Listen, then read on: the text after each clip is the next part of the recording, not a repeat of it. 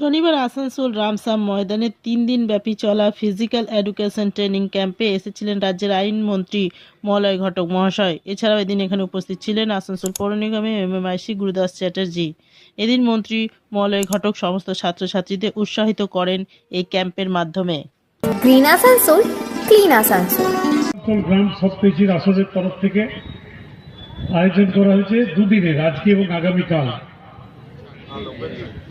3 দিনে।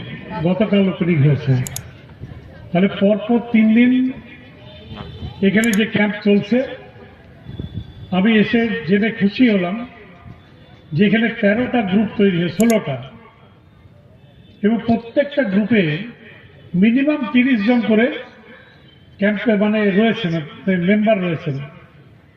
তার মানে কত সংখ্যায় আমাদের যারা ছোট ছোট ভাই বোনেরা, তারা কিন্তু আজকে মাঠমুখী হয়েছেন এবং মাঠে এসছেন। দেখুন, একটা দীর্ঘ সময় খালি আমাদের রাজ্যে নয়, আমাদের দেশে নয়, দেখতে গেলে সারা পৃথিবীর যারা ছোট ছোট বাচ্চা, তারা এই মোবাইল এবং নানা রকম ইলেকট্রনিক ডিভাইসের দিকে তারা আকৃষ্ট হয়ে গিয়েছিল। তারা কিন্তু মাঠমুখী হচ্ছিল না, কিন্তু এই সব পেয়েছি আসরের মাধ্যমে তারা কিন্তু আজকে মাঠমুখী হয়েছেন। এবং গত 2 সপ্তাহতেও এই আমাদের আসানসোল গ্রাম যে এলাকা আমরা বলি, সেই এলাকার 2টি সংস্থা তারাও কিন্তু এখানে স্পোর্টসের জন্য এখানে আয়োজন করেছিলেন।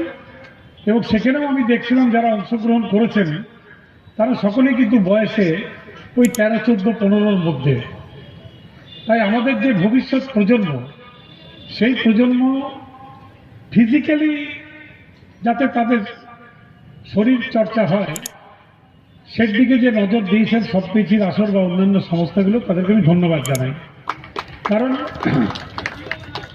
কারণ আমরা যদি ঘরে বসে কম্পিউটার করি বা মোবাইল করি, তাহলে কিন্তু আমরা আস্তে আস্তে আমাদের শরীরের যে শক্তি, সেই শক্তি কিন্তু আমাদের হারিয়ে যাবে। কিন্তু আমরা যদি মাঠে যাই, খালি শারীরিক শক্তি নয়,